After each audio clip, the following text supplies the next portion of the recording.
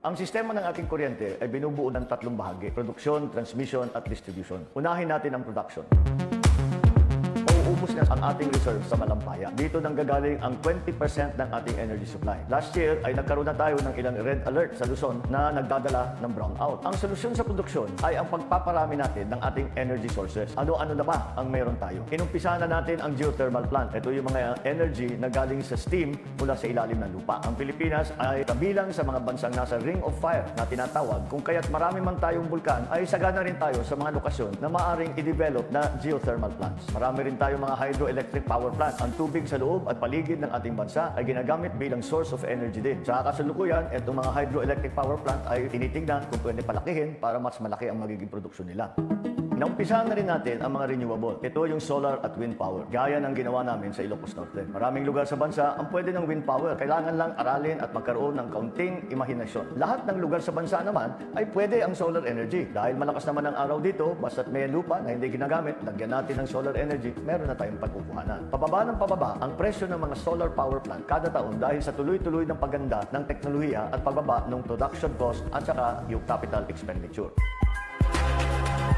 Ang isa pang teknolohiyang aking paglalaanan ng pansin ay ang mga tinatawag na large-scale battery storage. Ang nagiging problema dati sa solar at wind power ay ang intermittence of production. Ibig sabihin, hindi laging umiihip ang hangin at hindi naman laging may araw. Pero iba na ngayon dahil napakaganda na ng teknolohiya sa large-scale battery storage. Ibig sabihin, may paglalagyan na ang nakukolektang power na hindi nagagamit na gagamitin na lang kapag kinakailangan. Naging successful ang mga unang planta ng Tesla sa Australia, sa Europe, sa Amerika. May ilan na rin dito tayo sa bansa. Ang San Miguel Corporation ay meron mga proyektong ganyan. Yung mga ganitong teknolohiya ay nababagay din sa mga isla natin na mahirap abutin ng traditional na transmission line. Napakalaking potential din na maging bahagi ang Pilipinas sa global battery manufacturing industry. Dahil ang isa sa pinaka-importanting metal na kailangan sa baterya na mayaman ng Pilipinas ay yung nickel. Isa na namang natural resource na maaari nating i-maximize para makasali tayo sa global rise ng teknolohiya na ito. Ang ating geographical location, ang ating natural resources, ang ating physical assets, katambal ng teknolohiya, lahat ito ay nagsasabing hindi tayo dapat mawawalan o magkulang ng enerhiya. Kaya't aralin natin at gamitin natin. Nitong nakaraang mga linggo ay matapapag-usapan din ang nuclear energy kasunod sa paglagda ni PRRD ng Executive Order 164 panungkol sa National Position for a Nuclear Energy Program. Ito ay para sa paghanda ng ating bansa para makapag-develop at ma-explore ang nuclear energy bilang bahagi na ng ating tinatawag na Philippine Energy Plan. Ayon sa Executive Order ay 79% ng mga Pilipino ay sang-ayon sa posibleng rehabilitasyon ng Bataan Nuclear Power Plant. 65% naman ay gustong magtayo ng bagong nuclear power plant at 78% naman ang bukas matuto patungkol sa nuclear energy. Magandang pangitain ito at ibig sabihin ay, politics aside, mas nauunawaan na ng tao ang pwedeng maidulot ng tulong ng nuclear power plant. Basta't siyempre, prioridad ang kaligtasan ng lahat. Ang Bataan Nuclear Power Plant ay naitayo noon ay isa sana sa mga kasagutan natin sa nagaganap na oil crisis sa mundo. Kapag mas hindi tayo umaasa sa ibang bansa pagdating sa enerhiya, ay mas mabuti para sa sambayan ng Pilipino. Gaya na lamang ng pagtaas ng presyo ng krudo. Ngayong linggo na resulta naman ng naganap ngayon sa Russia at Ukraine. Wala tayong kontrol, wala tayong magawa. Kung kaya't hanggat maaari, aralin at bigyan natin ng pagkakataon ang iba't ibang klase ng enerhiya para makatulong ito sa ating pagiging independent kahit papano. Pagdating sa distribusyon, marami rin tayong kailangan ayusin, lalo na sa ating mga kooperatiba. Dahil nagbago ang patakbo ng ating kooperatiba mula nung itinayo ang mga electrical cooperative, nagbago rin ang pagpresyuhan. Nagiging inefficient. Ngayon ay dahil nga nagkakaproblema tayo, marami sa kanila ay inaayos na nila ang kanilang mga problema. Yung iba pa nga ay nag-privatize na. Ibig sabihin, ginawang korporasyon ang mga kooperatiba. Halimbawa rito ay ang Iloilo City. Nabawasan ng 36% ang singil sa kuryente dahil nakapag-source out sila sa mas murang distributor na hindi ginawa ng dating mga hawak nito. Ngunit sa palagay ko, ang pinakamaganda ay maibalik natin sa dating sistema ang ating kooperatiba na ang nagpapatakbo ay yung mga miyembro na consumer din doon sa electrical cooperative na yan. Kailangan din natin tignan yung tinatawag na spot market. Yan ang merkado kung saan tayo nagbibili ng ating kuryente ay dapat tignan natin kung paano natin pababain yung presyo na yan para ang pagbili ng ating kuryente ay maging mas mapagod. You know, when I proclaimed martial law, I didn't proclaim martial law alone. It is made to appear as if I just signed the decree and said, I impose martial law on each and every one of you. No. I asked the legislature to please pass a law proclaiming martial law because there was anarchy in the country. Now, let me say this. The opposition was strong, and they were members of the Security Council, and somehow they adopted a resolution which required that there be a unanimous vote for the armed forces to be able to move. And therefore, the armed forces was immobilized. At the same time, I asked the opposition party to come and join me in a coalition government. I offered one half of the cabinet. And of course, they laughed at me and said, why should we join you? We're going to take over the government. By the time you are through with the exercise, you're dead, politically and otherwise. And they refused to join me. I asked the advice of the judiciary. I asked the Supreme Court justices, the Court of Appeals justices, and the members of the private sector.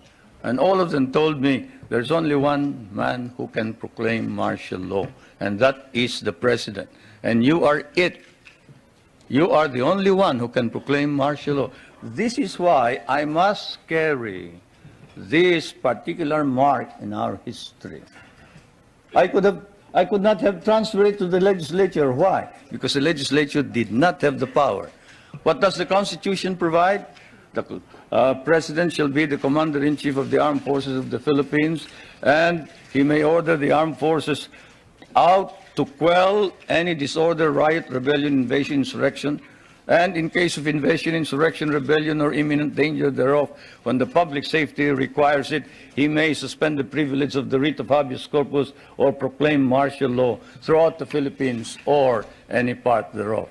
What does that provision provide? It provides that only the president can proclaim martial law. I repeat, that is why I had to assume responsibility. And I am not one for shirking duty. The people said there was necessity for proclaiming martial law.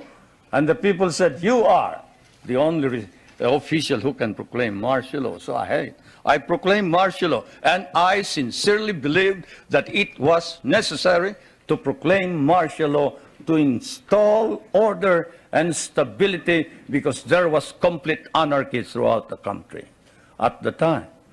Now, therefore, at that particular period, what was the status of our government? Our government was immobilized, impotent. The armed forces could not move out. The industry was not at all in any way moving. There was no income coming into government. Everybody was running away. They burned the U.S. Partly burned the U.S. Embassy, tried to burn it anyway. They tried to kidnap the American ambassador. American ambassador was Byrod, Ambassador Byrod.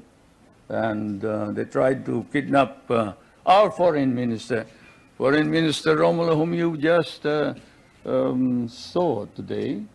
And I told him, you better disappear because I will not ransom you.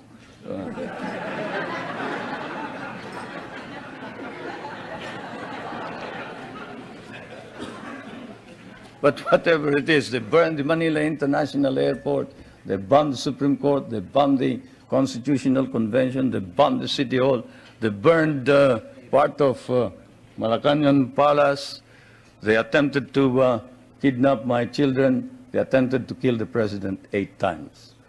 There was, of course, an attempted assassination against the First Lady. You all know about that. And this required that I immediately act on it, and so I did. We just wanted to show you that we are still here and that we are strong and that organized and ready to neutralize any force. That's why you come here in your orders, so we can immediately strike them. We have to mobilize the helicopters that they got.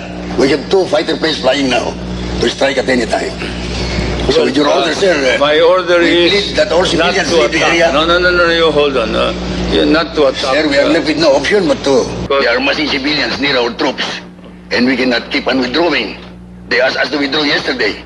When I talked to Mr. Enrile, he said, you talk to you, we withdraw a little. My order is to disperse We cannot the crowd withdraw all the time, Mr. President. We without must. shooting them. No, hold on.